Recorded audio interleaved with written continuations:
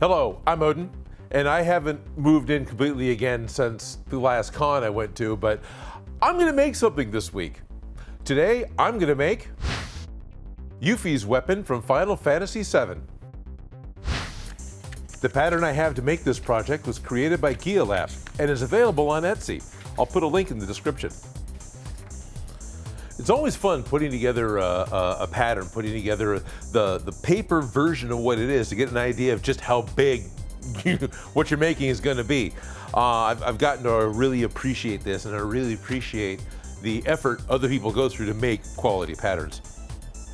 What I'm looking at is making the cross section out of layers of Sintra, and I think I might put a graphite rod in there as well to help keep it from wiggling too much, because that's not a lot of material to make out of any kind of foam or plastic and keep rigid. And for the blades, I can stack up foam. I can stack up layers of 10mm HD foam, and I can sand them all down. But what I think I want to do that might be easier, famous last words, I'll just cut the blades out of a heavy-duty kneeling pad that I can get from Harbor Freight Tools. I should be able to get 2 blades out of 1 kneeling pad. There is a drawback to the pad in addition to the texture. For some reason, they felt they needed to put a carrying handle in it, which makes a big section that you just can't use for other projects. I guess it's convenient. I cut off a pair of the blades and cut out the very center of one blade, and then the full blade outline on the other.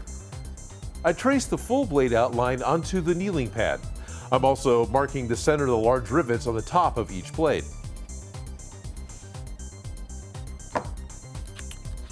And if it wasn't for the handle, I could get all 4 out of 1.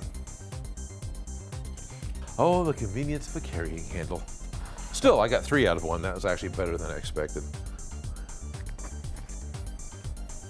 With foam this thick, the easiest way to cut it's on a bandsaw, so I'm going to be using my bandsaw.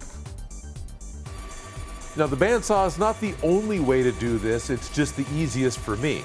I could cut the pad with a razor knife and a ruler. It would take a lot of little cuts for each line that I'm sawing just once here. Good, looks like my... Always concerned cutting something thick that the bandsaw isn't set to an actual 90 degrees. I mean, I should have checked that it's something you should do, but these are looking good, so I'm happy. What I'm thinking about now is how I want the blades to taper a little towards the tip. Okay, they don't have to be perfect. It'd be nice, but they don't have to be perfect. What I want to do, if this is 40 in the back, I probably want to cut this down to about 30 in the front. As a blade, right, it should not only be tapering in this direction, but it should be tapering this way as well. So it's 40 millimeters in the back. I think I'm going to taper it down to 30 millimeters in the front. I have to get rid of the textured portion anyway, so I think I'm going to draw some lines and cut it off on the bandsaw, because that's what it's there for. First, I mark the center line on each side. This is going to represent the cutting edge on each of the blades. Then I mark where I want the cut to be tapering to, the one that'll reduce the blade from 40 millimeters at the base to 30 millimeters near the tip.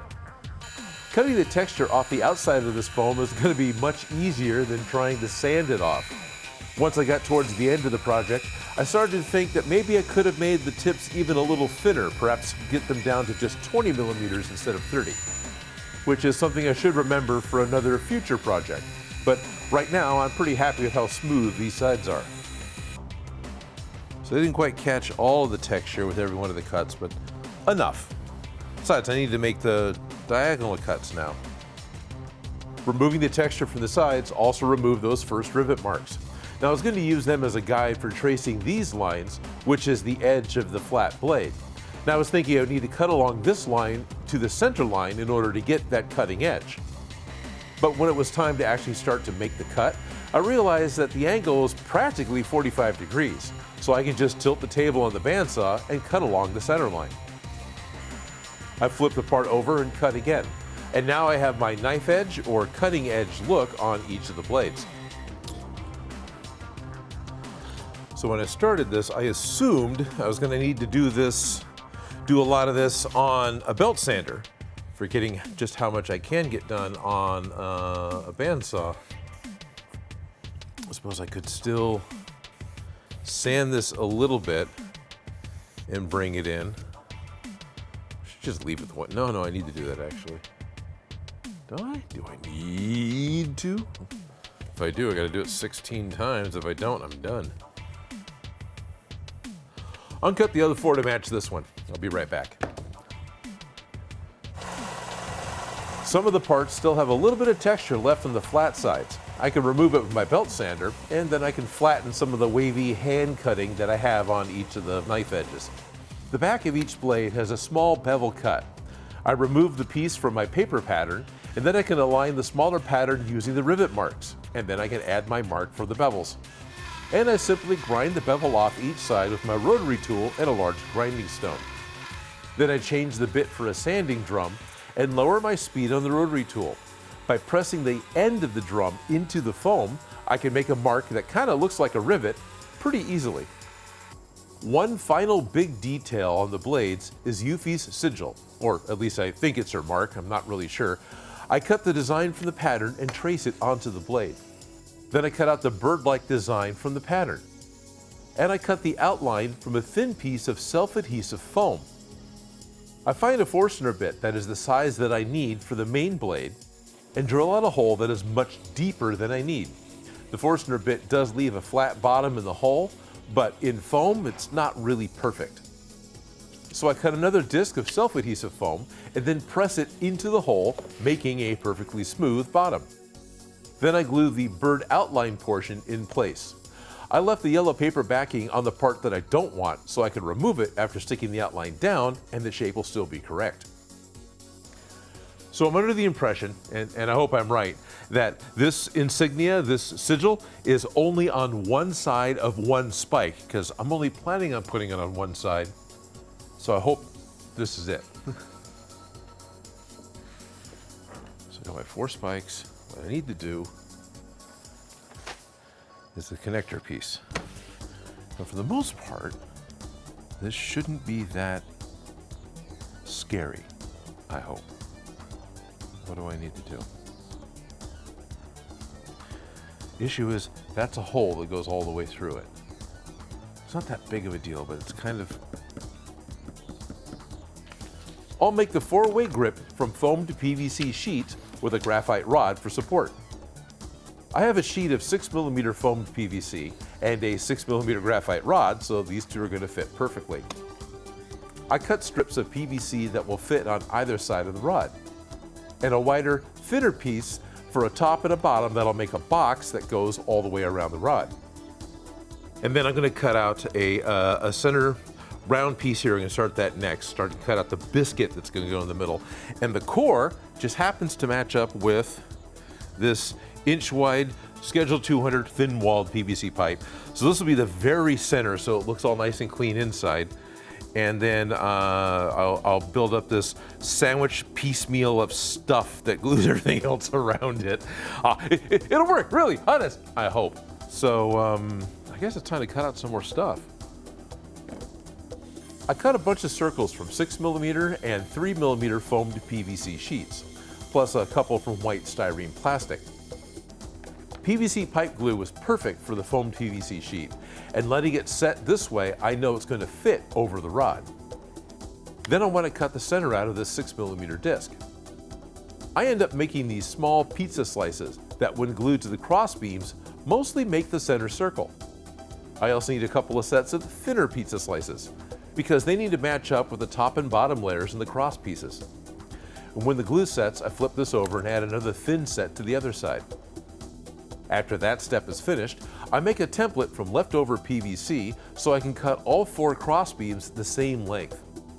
Then I figure out just how long I need to cut the 6mm graphite rod. It needs to fit inside each cross beam and into each foam blade. I waited as long as I could to let the glue set, but now I need to drill out the very center of the cross beams with a 1 3/8 inch Forstner bit, which is ever so slightly larger than the outside diameter of the 1-inch PVC pipe, which gets glued inside of the hole. And I cut rings of styrene for decoration around the center of the hub. a styrene disc will go over the PVC pipe. I'm going to open up the center hole after the glue dries. The last little pieces I need are faceted connectors that fit the blade to the cross beams. I cut them from some 10mm HD foam and then use my disc sander to cut angles into the foam. Each connector is marked where it needs to be hollowed out, and I chop out the center from each one. With all the parts ready, I can cut the graphite tube to the length I need for final assembly. I quickly sand the ends so the graphite tube won't cut the foam from the inside, and then superglue the tubes into the cross brace. I also accidentally superglue some of the foam. I really should have removed all that before I started gluing. The final thing I need to do to the cross brace is grind out the center, opening up to the diameter of the thin-walled PVC that is glued in there. After freeing those foam braces from their superglue shackles, I apply contact cement to each brace and the ends of each blade. I set the Shuriken on the table to keep the blades flat and then push the blade and the brace together. Now, I'm only gluing the foam bits together right now. I want to keep the foam parts separate from the PVC for painting. It's really cool seeing this thing come together for the first time. It's always fun to see the project take its form, take its shape for the first time, right? And you can actually see that, yeah, this is working, this is happening. I'm getting what I want. It's flat, it's what it's supposed to be. So I've only got a couple little details left. I need to drill out the spots where the material is going to go. I'm just going to use some rhinestones because I don't want to drill through the pole that I've got that's actually providing the support. So I'm going to drill out, 10 little holes, and then I can actually paint it. And I should still be able to pull these things off, I hope. Yeah, that's what I wanted. Good. That'll make drilling easier, as well as painting, because this will need to be spray painted with, I'm going to use that vinyl paint that I love because I know it'll dry on this PVC plastic. So this will just get spray painted and all of this will get Plasti Dipped. In fact, I can Plasti Dip those now and then I can drill these. I'll probably do that. I drill out a small recess for the largest rhinestones that I have because I can just super glue them in place after painting. The blades all get 2 coats of black Plasti Dip spray, and the crossbeams have 2 coats of that vinyl spray paint. Then each piece is spray painted again with different silver paints. Shiny! Okay, so I kind of like how shiny they are, but I think I do want to dull this down. And once they are dry, I wipe both halves with black shoe polish, which is the same weathering step I did on my other Final Fantasy VII props, so the look of this Shuriken will match the others. There's more than just spreading the polish on. I wipe a lot of it off and smear some of it around. I wrap the plain beams with a bit of cloth and Mod Podge, and then super glue some large rhinestones in place, representing the materia, which will complete this build.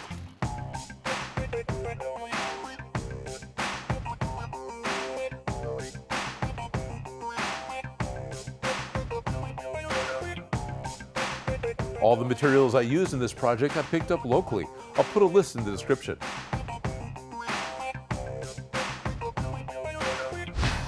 Yuffie, your Shuriken's dirty. Anyway. This is fun. The oversized, the nearly absurd oversize of all the weapons from Final Fantasy VII is actually a lot of fun to get to play with for anything that's a cosplay prop. I mean, in game, all Yuffie has to do is just reach behind her, right? And all of a sudden she's got it. When she wants to put it away, she just puts it back behind her back. She doesn't have a backpack or anything back there to hide this. It wouldn't hide behind me. It's bigger than me. Well, wider anyway. It's wider than me. It's fine. Video game physics. Games wouldn't work without them. But this was a lot of fun to make. And it's a lot of fun to have another Final Fantasy VII prop to go along with all the other ones that I've got. This makes, what, 4? So that's pretty cool. I'm really looking forward to taking this to cons and letting people actually get to hold it and pose with it and check it out, because that's a lot of fun.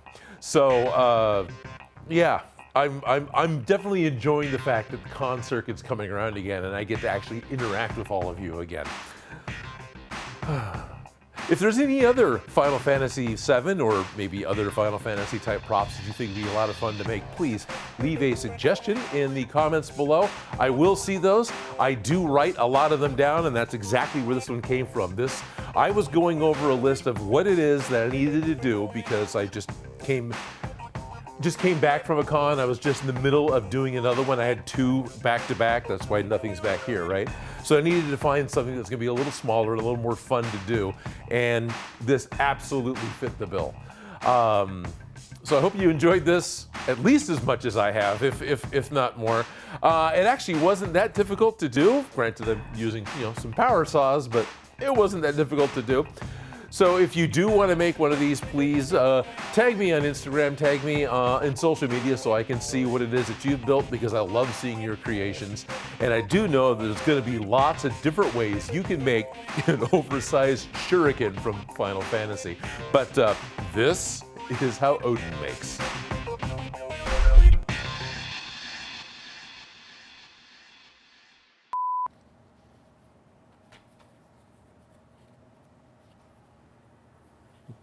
Okay, it's not a prop. Well, it's a prop, but it's not a propeller. I want to thank Sean M. Beatrice, Kara Skywalker, Travis Merrill, and all of my Patreon supporters. Patreon members at the $5 and above level get access to my private Discord, which includes weekly games with me, prop-related chat, and early access to live streams. My Patreon support is the #1 thing that makes this show possible. If you like the video, don't forget to subscribe. Have an idea for something for me to make? Please leave a comment below. And if you make any of these projects, you can send me a picture.